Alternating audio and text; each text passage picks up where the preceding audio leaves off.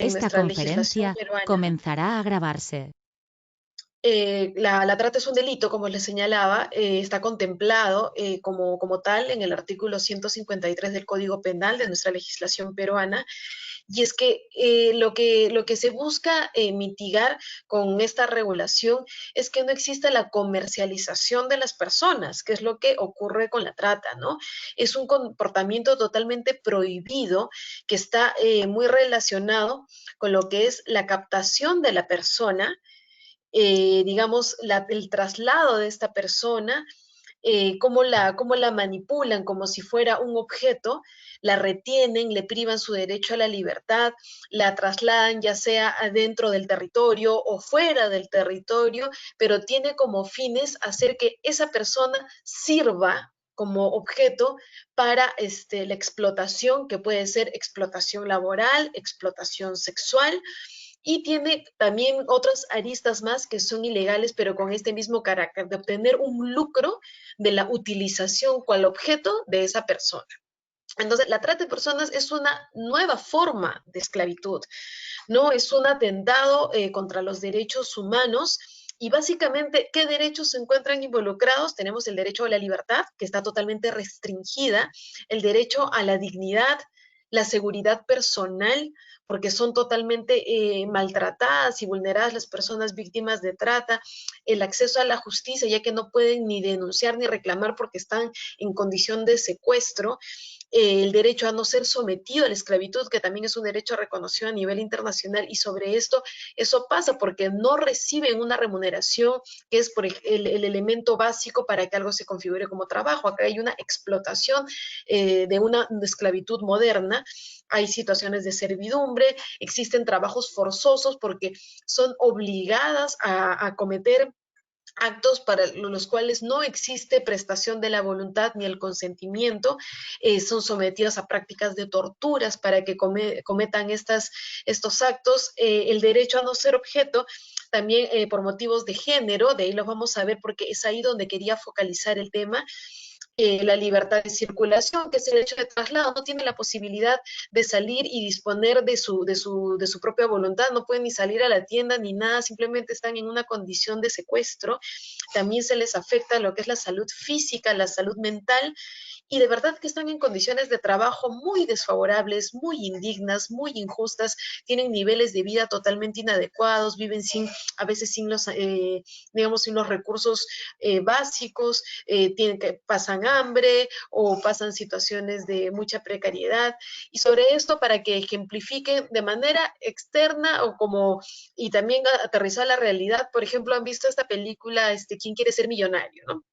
Sobre cómo operaban estas redes y estas mafias de trata que secuestraban a los niños que estaban en condición de pobreza y los obligaban a estar en condiciones de mendicidad para así generar un lucro sobre ellos. Es más, como estas condiciones de tortura, no sé si recuerdan esa escena en donde al niño le queman los ojos, era un niño que cantaba muy bonito, entonces lo que buscaban era generar mucho, mucho más pena y de manera tan cruel, y le queman los ojitos para que no sea un niño ciego y que genere muchísimo más pena y que con eso se pueda captar muchísimo más dinero y más recursos. Lo mismo ocurre acá. Hay muchísimos niños y niñas que son víctimas de trata y que están en los semáforos, que están en las calles pidiendo limosna, están en condición de mendicidad, pero lo hacen porque son víctimas de cooptación de personas y de mafias que comercializan con estos, ¿no? Y las estrategias son muchísimas, no siempre hay una situación de violencia inmediata al momento de la captación. Ahorita vamos a ver cómo opera, ¿no? Pero lo importante es visibilizar la problemática y entender que, digamos, el conocimiento de este delito tiene que ser con una conciencia y responsabilidad colectiva que nos pertenece a todos y todas, y tener esa mirada juiciosa, y apenas identifiquemos a una persona que está siendo víctima de trata, ayudarla, denunciar ese acto para que se pueda, en cierta forma, liberar a esta persona que puede estar pasando situaciones totalmente indignas, ¿no? Entonces sí requerimos, y me parece sumamente oportuno que se haga estas reflexiones dentro de estos espacios, porque se necesita una mayor participación y conciencia para enfrentar esta crisis, ¿no? Que ocurre muy seguido. Algunos aspectos relevantes. De materia legal se puede decir que es un delito de naturaleza muy compleja porque son muchísimas etapas desde la trata, ¿no? Desde cuando se capta a la persona, cuando se procede a comercializarla, desde cuando se le retiene, cuando existe la situación de tratos indignos. Entonces, no es como, por ejemplo, un delito de robo, que simplemente es el momento del trajar con violencia un objeto, un bien, sino que acá son muchísimas situaciones, ¿no? Entonces esto se llaman delitos de naturaleza compleja y es por eso que es bien difícil rastrearlo, porque los autores, las autoras son varias personas, ¿no? Entonces puede haber alguien, el líder, la lideresa de la mafia, de tratantes, pero finalmente hay una persona que es la que digamos, tiene el contacto con los niños, las niñas, con el joven, y lo capta, es la que hace el nexo. Hay otra persona que los traslada, o de repente que los traslada y ni sabe que está siendo víctima de trata. Entonces, por eso es importante entender, porque la naturaleza es tan compleja y es tan amplio el cómo se desarrolla este delito, que no siempre se llega a tener en cuenta quiénes son las personas que están realmente detrás de la comisión de este delito. Entonces, se manifiesta de muchas formas en el Perú. Existen estas bandas criminales súper grandes que muchas veces están vinculadas también al narcotráfico, lavado de activos, la minería ilegal. Por ejemplo, hay muchas empresas, digamos, clandestinas vinculadas a la minería ilegal que también se encuentran muy vinculadas a delitos de trata de personas. Y, por ejemplo, la región de Madre de Dios es una de las regiones que tiene una mayor explotación sexual a lo que son niñas incluso desde los 8 años. O sea, saquen su cuenta, o sea, y como tienen todo ese movimiento clandestino de dinero, realizan estas operaciones clandestinas y es todo una red de mafia, ¿no? La minería ilegal, contaminación, daño a territorios, explotaciones laborales y también el cómo comercializan con las niñas y las tratan como objetos sexuales, ¿no? Eh, Existe también, bueno, la criminalidad organizada, de repente ya no como esas redes tan grandes, sino existen iguales las bandas criminales que, por ejemplo, secuestran a los niños, a las niñas de zonas muchísimo más pobres, los ponen en la mendicidad en las calles, o que también en el trabajo sexual. Pero hay otra forma también que es cuando una sola persona participa, o una participación mucho más casera, mucho más usual, que es imperceptible. A veces se piensa que la trata únicamente se habla de mafias delictivas mucho más grandes y no tanto es así. Por ejemplo, la trata en el caso de mujeres trabajadoras del hogar ha sido una práctica totalmente frecuente en la realidad social peruana, ¿no? Entonces muchas personas han traído en contra de su voluntad a muchas niñas, adolescentes por ejemplo, de la sierra, de las zonas andinas, y las traen a trabajar a sus casas sin, digamos, sin trato digno, víctimas de explotación, a veces de violaciones, las tratan mal, son explotadas, trabajan 24 horas, 7 días, no reciben un salario, solo reciben alimentos y techo pensando que eso es lo único que tienen que recibir, no les permiten el goce del derecho a la educación, hay una suerte, digamos, de muchos otros atentados y que eso se ha naturalizado muchísimo y es muy recurrente. Existen muchas personas muy quitadas de la pena, que realizan sus actividades normal y no saben que son traficantes de personas y tienen niñas, adolescentes que en contra de su voluntad trabajan en sus casas. Entonces, eso es bien importante visibilizarlo. Es importante, como les decía, que las formas de cómo se interviene el delito, como es tan complejo, hay que tener una mirada de cómo va operando y también tener en cuenta que especialmente, y los registros y los índices señalan, que esto ocurre en la selva y en la sierra porque existe de por sí una situación estructural de desigualdades en nuestro país, en donde hay poblaciones mucho más vulnerabilizadas en determinadas comunidades, zonas mucho más pobres, y que en cierta forma esto como que se legitima, basada también y sustentada en conductas racistas, porque se cree que, como bien señaló incluso, por ejemplo, un expresidente peruano, que los indígenas eran ciudadanos de segunda clase o cosas por el estilo, existe una discriminación a las mujeres andinas, a las mujeres amazónicas, se cree que se les puede explotar, entonces como que se sienten con menos hasta culpabilidad de poder comercializar con personas a las cuales no las ven de la misma manera, sobre las cuales no aplica la igualdad. Por ejemplo, les pongo, hay unos casos muy sabidos de tratas de personas que opera en Huancayo, en donde migran niños de Huancavelica y que trafican con ellos y que son después explotados como lustrabotas y los hacen trabajar todo el día a estos niños hasta muy tarde, no les dan donde dormir, duermen hacinados con cartones y la familia piensa que están en mejores condiciones, que por eso los han mandado a Huancayo para que estén en la ciudad más grande y puedan tener mejor desarrollo, ¿no? Entonces hay todo un órgano operativo sobre eso. También es importante mencionar en el caso de las personas migrantes ilegales, ya que hay una situación, digamos, de total necesidad, pierden el control de su vida, les quitan la documentación, se les expone a la explotación y sobre esto también es importante mencionar, como consecuencia de la alta migración de la población venezolana, que hay muchas personas que han sido víctimas de trata y que se han aprovechado de esta condición totalmente vulnerable en la que se encontraban, en donde el hambre, la necesidad ha generado que sean sujetos de abusos, de condiciones indignas de trabajo, en donde las tenían trabajando pequeños microempresarios sin sueldos, ofreciéndoles de repente un espacio para dormir, pero teniéndolos en condiciones de esclavitud, mujeres también que tal vez encajan mucho en esos estereotipos ansiados de belleza occidentales y que a muchos hombres les ha llamado la atención la belleza de mujeres venezolanas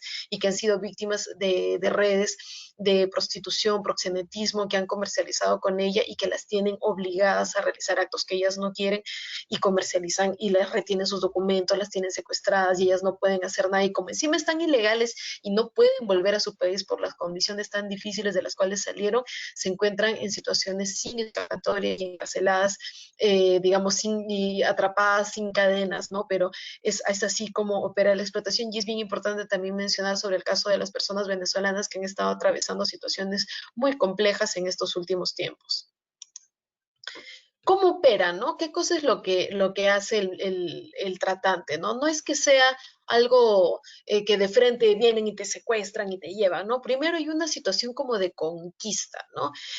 Hay títulos engañosos, no sé si han visto también en los postes o cosas, gana plata tan rápido, se necesita chicas para trabajar de 18 a 24 años, van a ganar 3.000 soles a la semana, considerando que el sueldo mínimo es 930 soles, de pronto resulta totalmente atractivo. O por ejemplo también a personas que están, como les decía, en zonas mucho más vulnerables, sea de la propia capital o de otras ciudades, y les ofrecen, oye, mira, acá es un buen trabajo, solo necesitas venir conmigo, vas a poder ayudar a tu familia. Entonces hay toda una conquista a través del engaño. Y ahí hay algunos primeros agentes articuladores, ¿no? Después de eso, una vez que ya te retiene, procede el aspecto del transporte. Ahí ya comienza el secuestro, ¿no? Y hay un falso consentimiento también sobre eso. De hecho, incluso se cambió la legislación penal en ese aspecto, porque antes se decía, no, pero sí quiere, ¿no? En realidad esta persona sí quiso y la otra persona sí, yo también, no le quedaba de otra. Entonces, ese consentimiento en realidad ha sido falso, no ha sido totalmente honesto, transparente y deseado. Ha sido una aceptación dada bajo condiciones de violencia o cosas así. Después, bueno, te reciben, te tienen en un lugar, a veces, por ejemplo, en la primera impresión es totalmente bonita, ¿no? Niños, niñas que de repente están pasando condiciones de hambre y los reciben con su pollito a la brasa, con su gaseosa, con una cama calientita, con frazadas, cosas que de repente nunca habían experimentado y se emocionan y por eso es que caen y una vez que ya los atrapan, es como comienza, ¿no? La situación. Ahí viene muchas otras formas de coacción que tienen los tratantes, hay situaciones de violencia física, es muy, muy recurrente, violencia verbal también, ofendiendo, a veces con connotación clasista, racista, el tema de los engaños, como por ejemplo, ya, tú vas a trabajar por un periodo de tiempo, imagínense con migrantes, ¿no? O peruanos, peruanas que han migrado, por ejemplo, a los Estados Unidos y que han sido víctimas también de muchas mafias de tratantes, que les decían, vas a trabajar en esta casa por tal periodo, pero como recién vas a generar ingresos, yo te voy a dar casa, después ya tú vas a poder pagarte y de pronto te das cuenta que estás siendo explotada y que el tratante recibe el sueldo de manera íntegra y a una solo le estaba dando las migajas y le tiene con retención de sus documentos y con cargo a que sea denunciada para que la deporten a su país. Entonces hay muchas situaciones de ese tipo. Te privan de tu libertad, te privan de la comunicación con los tuyos. Y eso también pasa, como les decía, con muchas trabajadoras del hogar que hasta que les revisan, tienen el celular escondido para poder hablar con sus familiares, no saben en qué momento comunicarse, a veces no les dejan salir. Y, por ejemplo, en este contexto la situación ha sido horrible y escalofriante, porque muchas trabajadoras del hogar están siendo víctimas de condiciones como de secuestro, que con esta situación de la cuarentena las han limitado y las tienen al servicio 24 horas y con el chantaje de que si no, vete y detrás hay más personas queriendo el trabajo y sometiéndolas a situaciones totalmente indignas, ¿no? Y otro de los aspectos es generación de deudas, por ejemplo, también, y eso se vio con comerciantes de Gamarra, que sí, muy pujantes y todo, pero hay que exponer también las cosas negativas cuando han explotado a personas venezolanas, ¿no? Y que les daban un sueldo que era ínfimo, en realidad no era ni un salario, y les generaban situaciones de deudas, ¿no? Mira, ¿sabes qué? Se ha perdido tantos pantalones que debiste de vender, entonces me debes, con lo cual vas a trabajar conmigo un mes más, pero no gratis, sino que me debes, es para que me pagues lo que me debes, ¿no? Entonces generan esas situaciones de engaño, de aprovechamiento y de cooptación. Entonces, la finalidad delictiva del tratante es siempre la explotación de la víctima, crear insumos que permitan lucrar con esa persona y es una violación terrible a los derechos humanos, ¿no? Entonces, ¿cómo lo hacen? Por ejemplo, ¿no? Lo que les decía, la mendicidad, eso es muy común. ¿Y quién no ha visto personas mendigando en la calle? Y no es que sea de manera voluntaria, detrás de ellos hay personas que están lucrando con esos niños, con esas niñas, con esas madres, o que a veces tienen hasta bebés que los dopan para que no lloren durante todas las horas que están expuestas en la calle y para que generen mayor sensibilidad y puedan captar más dinero, ¿no? De ahí otro aspecto, la explotación sexual o la explotación laboral. Muchos piensan que la prostitución es algo como que las mujeres quieren y punto y nada más, y no ven todo el aparato de proxenetismo, chantaje, riesgo de ser asesinadas ellas o sus familias que está detrás. Y por eso es que siguen trabajando bajo estas reglas, estas normas, y detrás de eso hay una persona que lucra con ese servicio. La explotación laboral, como les contaba, ¿no? Dentro de las casas, explotación en pequeñas empresas o en empresas muy grandes que están, por ejemplo, en minerías, en refinerías, empresas también ganaderas, empresas de diferente tipo en donde están alejados y si les privan de su libertad y les hacen trabajar sin ningún tipo de recompensa económica, ¿no? El trabajo forzoso también, porque no tienes poder de decisión. Entonces ya no solo se trata de que hagas el trabajo que inicialmente para el cual te convocaron, sino que adicionalmente las personas se encuentran totalmente sujetas a realizar trabajos contrarios a su voluntad. Incluso, por ejemplo, en el trabajo, en la explotación sexual, tener relaciones sexuales con personas con las cuales no se desea, incurrir en prácticas sexuales que no se desea y ser víctimas de toda esta opresión. Y también existe otro tema que es el tráfico de órganos. Pese a que, por ejemplo, en el Perú existe una legislación que ustedes también, de hecho, la conocen como estudiantes de ciencias de la salud, que prohíbe este tema del tráfico, ¿no? Pero también hay mucho mercado negro al respecto, ¿no? Y también existen muchas personas que son víctimas para poder obtener, y como no se valora la vida de manera igual de muchas de estas personas, simplemente se valora lo que se puede lucrar con sus órganos. En el contexto del COVID, parecería que, bueno, las personas están en confinamiento, todos están más seguros, pero hay situaciones muy terribles por las que han atravesado las personas que ya eran víctimas de trata, como también muchos otros casos de mujeres desaparecidas, fundamentalmente, ¿no? Durante la crisis, por ejemplo, ya no podían salir a mendigar o después, ¿no? Pero no podían trabajar de la forma en la que trabajaban, entonces ya no generaban un lucro y una ganancia para las personas tratantes, sino que llevaban más bien una carga económica de manutención. Entonces, muchas veces se habrán deshecho o habrán abusado y las habrán tenido peor en condiciones de hambre, en condiciones de necesidad, para tampoco evidenciar de que las tenían ahí secuestradas. Entonces, el propósito del lucro y esta finalidad y la ganancia que busca la trata no se ha dado, con lo cual la violencia se ha acrecentado, ¿no? Adicionalmente, digamos, el flujo de la trata con esto que les comentaba no se ha podido dar mucho porque ya la interacción no era posible, ¿no? Pero incluso se ha dado también situaciones de servicio y comercio sexual clandestino pese a que estábamos en la cuarentena, ¿no?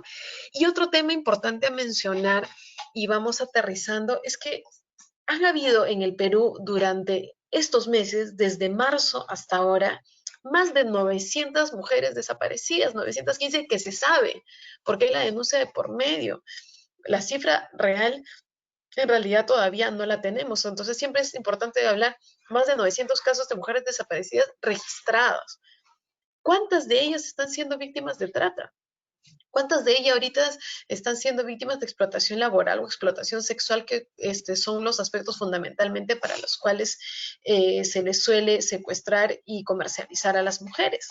Eso es una reflexión que tiene que quedar y es por eso que las mujeres desaparecidas importan y muchísimo y no se puede desconocer esta problemática que está ocurriendo incluso en medio del contexto en donde la gente no ha estado saliendo de su casa. La situación en el Perú, ya que era una nota del comercio que justo a propósito de lo que era el Día Mundial contra la Trata de las Personas, es que el 81% de las víctimas son mujeres. Entonces, por eso es importante focalizar y entender y que esta problemática de la trata necesita un abordaje, no solo para las políticas públicas sobre la lucha contra este delito, sino también para que nosotros y nosotras como ciudadanía percibamos cuál es la problemática. Y es que también el ser mujer es un riesgo en el Perú, porque te pueden secuestrar y puedes ser víctima de explotación sexual o explotación laboral. Y sobre esto, dentro de este 81%, data que el 40% tiene entre 12 y 17 años, son menores de edad, son adolescentes, ¿no? Entonces, ese dato es sumamente relevante. Y son estas mujeres las que en su mayoría son víctimas de explotación para el trabajo doméstico y para la prostitución. Entonces, a veces se cuestiona muchísimo a las mujeres que están, por ejemplo, en el comercio sexual, pero no se cuestionan los clientes, no se cuestiona el sujeto pedófilo que está pagando por un servicio sexual de una niña secuestrada, privada de su libertad. Son violaciones las que se llevan a cabo a cambio de monedas, que ni siquiera las niñas, las adolescentes las llegan a percibir. Y de igual modo, muchas personas que están en la comodidad de sus hogares abusando de mujeres en el trabajo doméstico sin reconocimiento de derechos de la seguridad social, sin pagarles jubilación, sin pagarles un seguro, sin pagarles un sueldo mínimo, sin darles ETS, sin darles vacaciones, sin darles un trato digno. Y eso es algo que ocurre recurrentemente. Y acá era algo importante que yo quería mencionar sobre, ya para casi finalizar, y es la necesidad de tener el enfoque de género sobre el delito de trata y qué cosa pasa con las niñas y adolescentes, y no solo el enfoque de género respecto a que sí, efectivamente, son mujeres las que son más víctimas, sino de tener esa otra mirada interseccional para ver, ¿y qué mujeres? no son cualquier tipo de mujeres. Por lo general son mujeres racializadas, son mujeres que ya se encuentran en condiciones de desventaja. Y sobre eso también juega mucho el racismo y los estereotipos de la visión que tiene respecto a las mujeres. Por ejemplo, las mujeres andinas, ¿cuál es la mirada que tienen? Ah, ya que me va a lavar mi ropa, me va a servir, me va a atender, va a limpiar mi casa. Y esa es una mirada estereotipada y que también como que encajaran para eso. De la mujer amazónica la ven como que, uy, la exótica, la de sangre caliente, estas desde que son chiquitas ya saben tal o cual cosa, y esa mirada estereotipada, machista, clasista, racista, es la que rige muchas veces en las conductas de trata porque efectivamente cumple las expectativas de una sociedad machista que busca eso en este tipo de mujeres. Entonces, la mayoría de mujeres víctimas de trata que son sujetas a explotación sexual también son mujeres andinas. Muchas de ellas a veces han sido quechohablantes y que ni siquiera podían expresarse, algunas ya no, o mujeres también afroperuanas también han sido víctimas y que se encontraban en condiciones de mucha pobreza. Adicionalmente, por ejemplo, la trata de mujeres con fines de explotación sexual cada vez crece más porque les encanta pues a una sociedad machista el comercio sexual y el poder abusar reiteradamente de las mujeres y sobre eso existe mucha comercialización de mujeres de la selva. Pucallpa, toda la región de Ucayali, Loreto, Madre de Dios, son como hasta exportadoras de niñas que son víctimas de trata en ese sentido. A veces, por ejemplo, se veía hasta, no sé, pues grupos de cumbia y veías a niñas desde los 13 años bailando con ropas diminutas y uno dice, ay, ya les gusta. Muchas de ellas no lo hacen porque quieren, no lo hacen porque hay voluntad de por medio.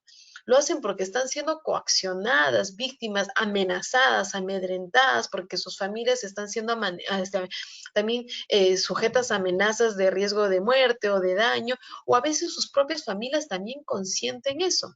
Y sobre eso hay unas figuras particulares. Y el que la trata también, sobre todo cuando es en menores de edad, tiene formas en cómo de manera estratégica se blindan.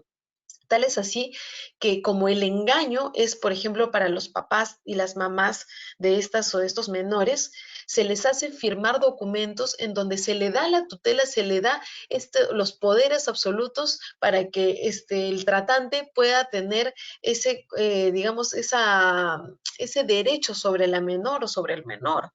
Y ahí los tratantes son bien estratégicos. Por ejemplo, el caso que yo les comentaba anteriormente de niños huancavelicanos que migraban a Huancayo y que estaban siendo víctimas de explotación como lustrabotas, se hizo una investigación y sobre esto se tenía conocimiento que a la familia les daban 100 soles mensual porque decían, mira, gracias a tu hijito que está trabajando, aparte lo hacemos estudiar, les mentían, les vendían toda una historia, ¿no?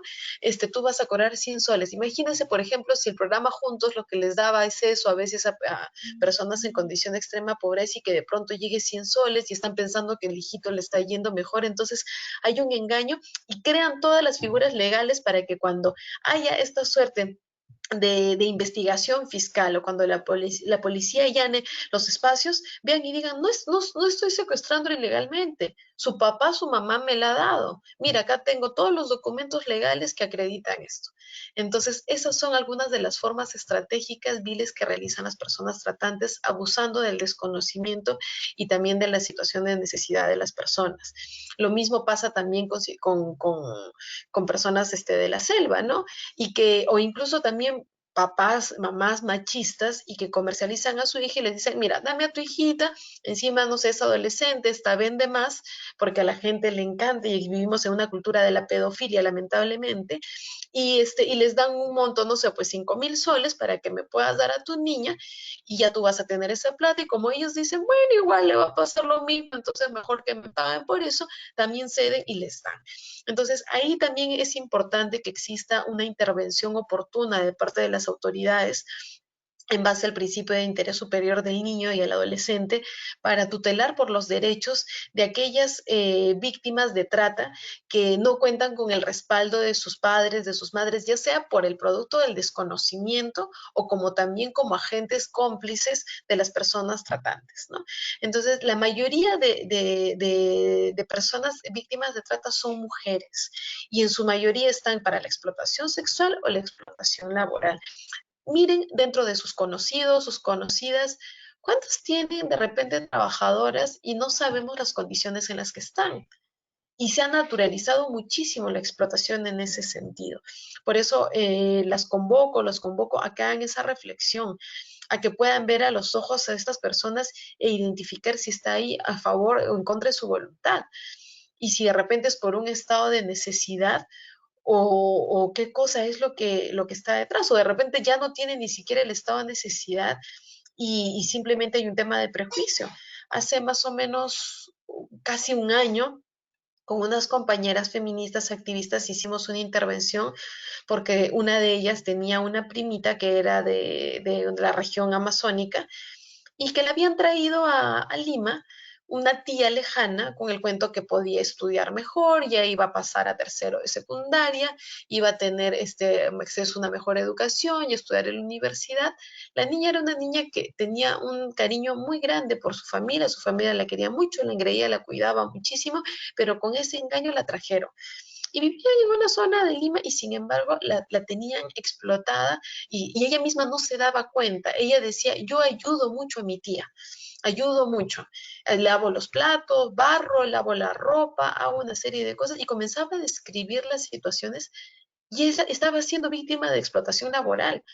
Más bien la prima se dio cuenta y una vez llamó de manera escondida y cortó el teléfono y eso fue una alerta porque le retuvieron el teléfono y ya para que no reporte, para que no se queje. Y esa niña la estaba pasando muy mal, situaciones de discriminación. Por ejemplo, si comían un gustito rico o algo así, la niña estaba encerrada en el cuarto mientras que la familia en la sala comía y ella estaba encerrada oliendo y sintiendo y el trato no era igual. Entonces, esas situaciones, como les decía, hay muchísimos. Y también cuestionar y ver la problemática de la explotación sexual en donde hay que voltear la mirada y no hacer únicamente una sanción purista hacia las mujeres que están inmersas en el negocio de la prostitución, sino que ver quiénes son los que sustentan este negocio de la prostitución. Son los hombres machistas bajo una cultura de la pedofilia, bajo una cultura de la violación, que consideran válido que se puede pagar por tener sexo con una mujer a la cual tratan como un objeto sexual y no les importa aún si es niña. Entonces yo creo que esa mirada es muy importante que todas realicemos y eso sería todo por mi intervención. Más bien, muchísimas gracias por el espacio. No sé si hay algún comentario, aporte de parte de ustedes, pero no quería hacer una cuestión densa en materia únicamente legal, de hecho el marco normativo en general, pero el propósito de esto es convocar a la reflexión, convocar a que entiendan que el delito de trata es más común de lo que imaginamos. No solo son estas macro redes comerciales, perdón, criminales y que operan de manera mucho más macro, sino que hay muchas personas que conocemos, evaluemos si de repente hemos naturalizado y hemos incurrido en alguna actividad similar para enmendar ese acto, corregir y comenzar a reivindicar los derechos de las personas y en este caso de las niñas, adolescentes y de las mujeres que se encuentran en situación de total desventaja y esa reflexión es la que nos tenemos que llevar todos y todas el día de hoy. Muchísimas gracias.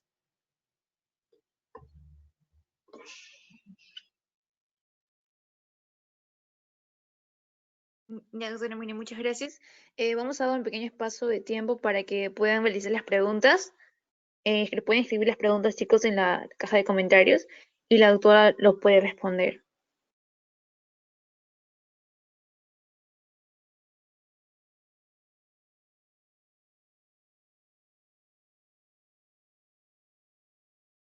Mientras escriben, porque aquí hay unas preguntas. Doctora, una consulta. En algunos casos de forma internacional e internacional existen algunas medidas preventivas, no sé, que supervisan, digamos, cuando llegan personas, digamos, de otros, o sea, envían a otras personas, hay un registro, una supervisión en el caso se dé, digamos, una situación de trata de personas, de niñas o de menores? Es posible porque evidentemente, por ejemplo, una de las medidas que se hizo, y ustedes sabrán que antes, por ejemplo, no había este tema de viajar con la carta notarial de autorización de cuando se viaja con menores de edad.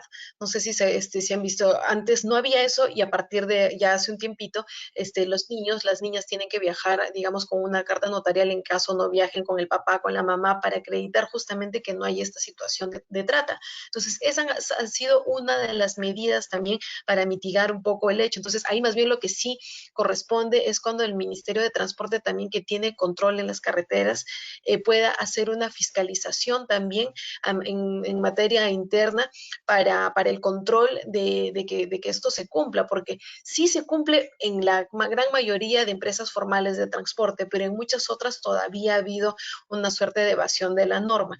Pero esa, por ejemplo, ha sido uno de los mecanismos que fue creado con esta finalidad. Igual para cuando los niños, las niñas salen al extranjero, ya no basta el consentimiento de uno de los padres o una de las madres, sino que tiene que ser de ambos. Y tiene que haber también un permiso notarial para que el niño o la niña pueda salir en estos casos, ¿no? Entonces, ese, por ejemplo, ha sido uno de los mecanismos, efectivamente. Otro es que, por ejemplo, cuando ha habido denuncias de desaparición, lo que se hace es la notificación a través de los medios y de, por ejemplo, también en los aeropuertos, que era lo que veía.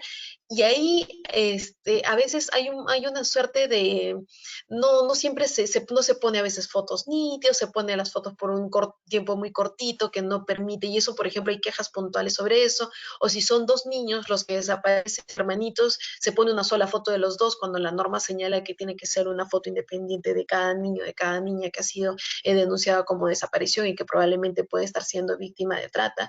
Pero esta alerta, por ejemplo, comunitaria, o los portales también instados a través del gobierno con personas desaparecidas, ha sido eso. Y también aprovecho para difundir una iniciativa que es de una compañera feminista, que ella creó un espacio que se llama Mujeres Desaparecidas Perú, que ha sido el único espacio creado para centralizar todos los casos de mujeres desaparecidas, y en donde también se ha permitido generar una fuente de insumo para el Estado que no la tenía. O sea, esto, por ejemplo, es algo que ha nacido desde la sociedad civil y que el Estado ha tomado en cuenta, el Ministerio de la Mujer, para poder incluirlo en sus políticas públicas.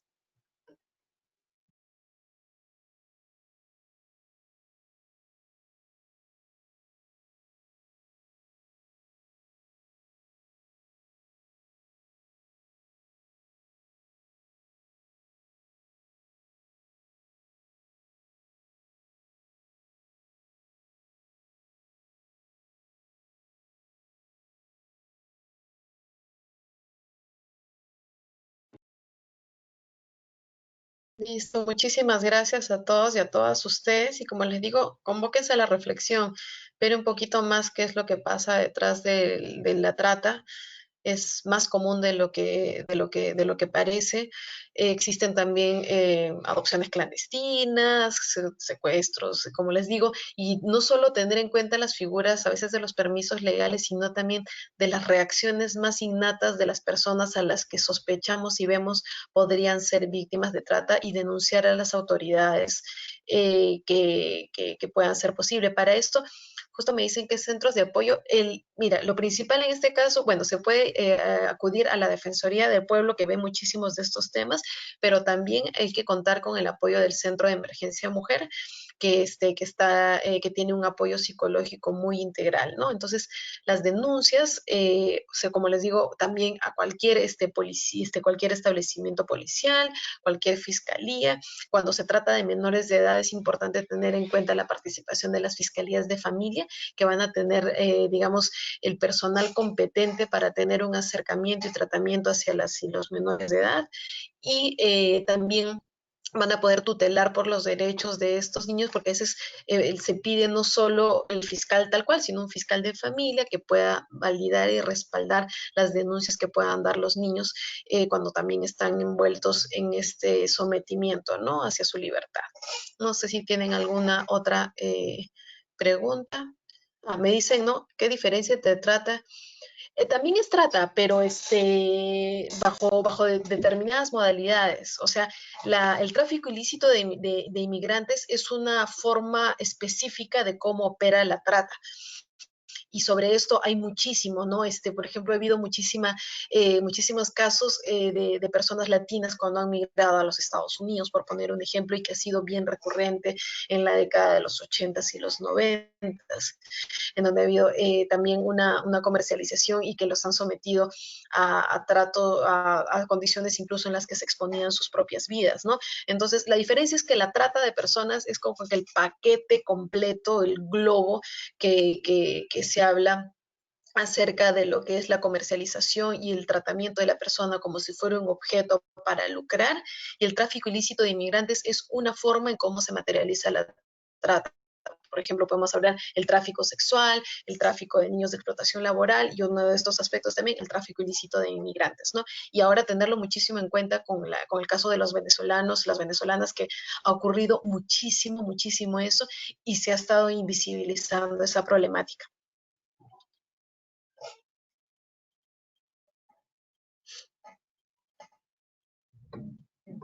No sé si tienen alguna otra consulta.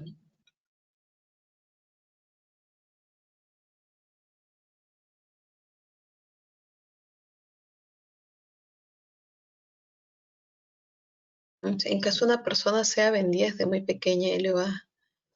Como te decía, el delito es un delito complejo porque hay varias redes, varios estratos dentro de la violencia. De hecho, más bien, muchísimas personas después logran romper las cadenas, ¿no? Hay niños y niñas que no han, digamos, después de muchos años han podido liberarse de digamos, de las personas que las tenían secuestradas, y efectivamente puede que no se acuerden o lo que sea. Por eso es importantísimo el registro de las denuncias, ¿no? Para saber efectivamente si más o menos en qué año es que se denunció, cuántos años tiene, a qué edad aproximadamente fue que esta persona estuvo despojada de su hogar, de su núcleo familiar, y sobre eso verificar el registro. Esa es una de las cosas, por ejemplo, también importantes de por qué se debe hacer un registro adecuado de las denuncias de desaparición, porque eso te permite también en el futuro encontrarlos, identificar su origen y saber efectivamente si esta persona, ¿cómo se llama?, ocurre sobre esto. Me preguntan, a ver, ¿todos los casos de prostitución son? No todos, pero la gran mayoría. Me atrevería a decir la gran mayoría. Ninguna mujer en general. Hay un tema, y ahí personalmente también tengo una postura abolicionista de lo que es el servicio y el comercio sexual, porque ninguna mujer quiere, nace y sueña con ser prostituta, por más que existan algunas personas que dicen que sí, que es un tema muy reducido y que finalmente incurren en políticas de trata, ¿no? La prostitución en su gran mayoría, sí, también como la pornografía, son inicialmente captadas con el tema de la trata. Por ejemplo, la pornografía igual, que es una prostitución online, ¿no? Que la captan, te dicen te van a ofrecer dinero, por ejemplo, el caso de Mia Khalifa, que seguro muchísimos chicos la conocen y que no sé si han visto toda esta lucha que ella viene realizando por la explotación y por ese trabajo y por esas amenazas que ella recibía, y cómo es que fue obligada a actuar cuando ella no quería.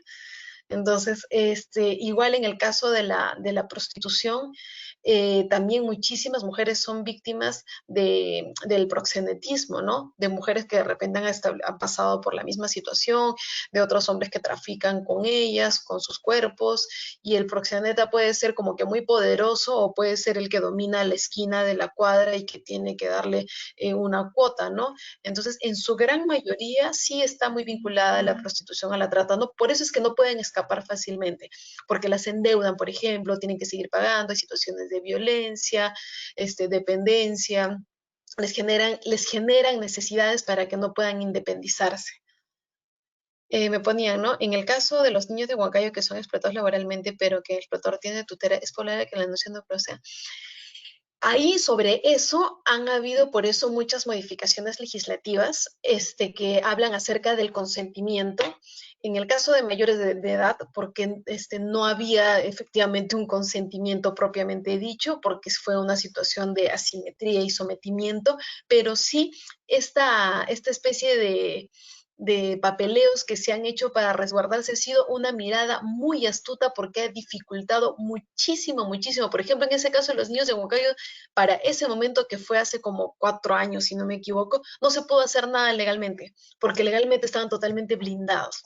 No había la forma de cómo probar que estas personas tenían a los niños en contra de su voluntad o en contra de la voluntad de los padres, porque los padres afirmaron y dijeron que sí se los habían dado con total consentimiento para que ellos los tengan. Entonces, se les podía hablar, por ejemplo, de maltrato, explotación infantil, sobre eso sí se les pudo procesar, pero no se les pudo procesar por trata, porque no había la forma en cómo evidenciar que había habido toda esta especie de secuestro, captación, traslado, impedimento de la libertad. Entonces, esa figura no se pudo probar. Y como en el derecho penal existe muchísimo el tema de la evidencia y de las pruebas y de que cada comportamiento encaje en ese supuesto de hecho muy específico que dice la norma, cuando no es interpretable, tiene que ser tal cual, ¿no? Encaja ahí aplica lo que se llama es el principio de legalidad, ¿no? Que tal cual tiene que cumplirse lo que dice la norma, ¿no? No da más cara a la interpretación. Entonces, sobre eso sí ha sido muy difícil. Yo creo que sobre eso, más bien los retos de la legislación es adecuarse a las nuevas formas y prácticas en cómo se saca la vuelta a la norma y cómo los tratantes siguen operando. Es una pregunta que más bien lo que conlleva son a qué retos tenemos como sociedad para que la legislación en materia de trata se fortalezca.